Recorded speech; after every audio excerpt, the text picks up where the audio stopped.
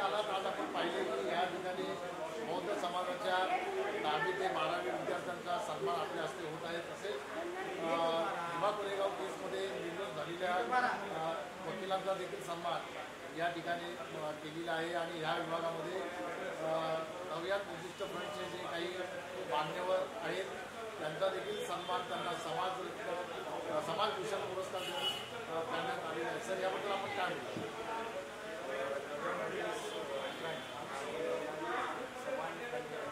उद्देश आहे 10वी आणि 12वीचा लोकांना अभिनंदन करणे।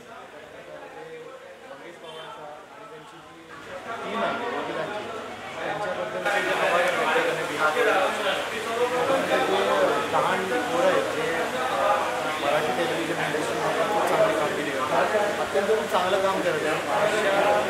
या ज्या चळवळीचं जे कामं आहे त्याला पण मी चळवळीचं कामच मानतो, कारण काय होतं की या माध्यमातून आपले जेवढे समाजाचे घटक आहेत तेवढे सगळे एकत्र येतात आणि जेव्हा ते एकत्र येतात तेव्हा विचारांची देवाणघेवाण होते।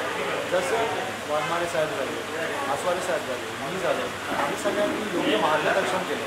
कोणाला जे विद्यार्थी आहेत त्यांना पालकांना, त्याच्या पालकांनी काय गोष्टी केल्या पाहिजे, काय गोष्टी नाही केल्या पाहिजे या गोष्टीचं देखील त्यांना मार्गदर्शन केलं।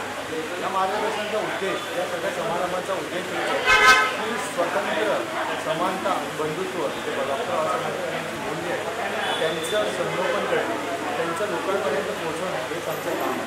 आणि मी हे खूप भाग्य मानतो माझ्यासोबत की डॉक्टर बाबासाहेब आंबेडकरांच्या फॅमिलीतून येऊन मला हे भाग्य लाभलं।